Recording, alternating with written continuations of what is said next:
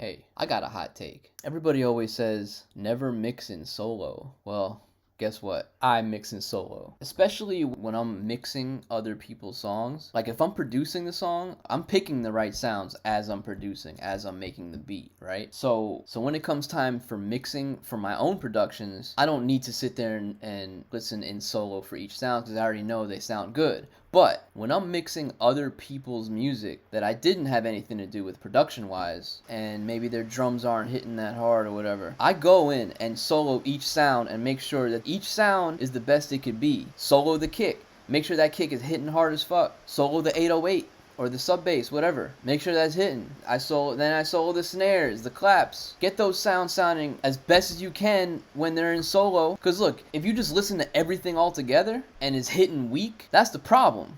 You gotta go into details. You gotta solo each one. Look, man, this is the kind of stuff that works for me. It might not work for you. You might not agree with me. I know most people aren't going to agree with this, but this is what I do. I've been doing the same thing 25 years already. This is how I work. And like I said, especially when I'm mixing other people's beats. Now, if they have some hard drums already, hey, I don't have to do much, and I probably won't, have to solo everything and make sure everything is good. But a lot of sessions I've been getting lately to mix, man, I got to solo every single sound. And also, what really helps too is when I'm doing my clipping for each sound. I have a video where I talk about clipping. I like to do clipping on each track and also on buses and all that.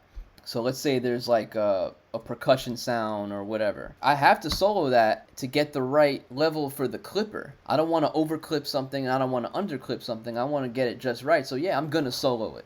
You gotta solo it, because then you can see in the oscilloscope how much gain reduction that you're doing. If it's playing with other sounds and you don't solo it, you're not gonna be able to just zoom in on that one sound. You want to hear that you're not clipping too much or too little. Yeah, some clippers have a visualizer on there, but it's still good to listen in solo that you're not overdoing it. And the clipper is just one example. There's tons of other processing that I find beneficial from soloing and to hearing what it's actually doing.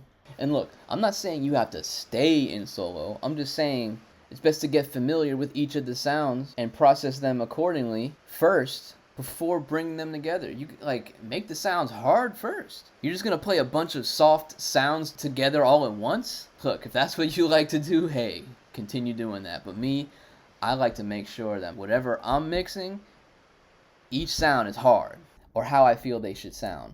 That's me though.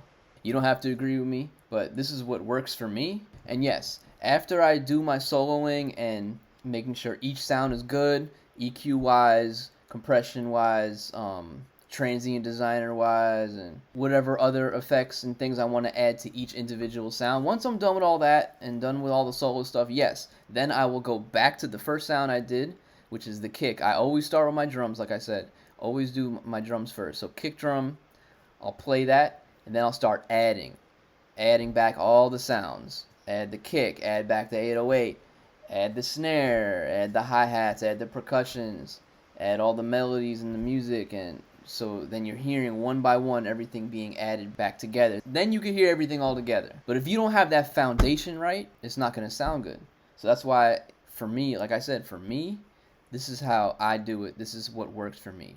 I start with that kick in solo, get that kick hitting hard, solo the next track, get that thing right. Do my processing on each track in solo, then bring them back in one by one, play it all together, and then I'll do some additional adjustments and EQ moves and whatever else I need to do afterwards. Also, it makes things a lot easier when you do things in solo and then start building track by track, because I get a lot of sessions that have 50, 60, 100 tracks in them, and if I don't solo everything and you're just hearing all 100 tracks at once, it's like, whoa, it's very overwhelming, and it's like it's too much to think about it once.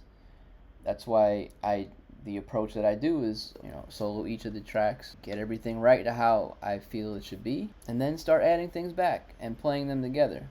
That's how I work. You don't have to agree. Leave some comments below saying how crazy I am for doing this.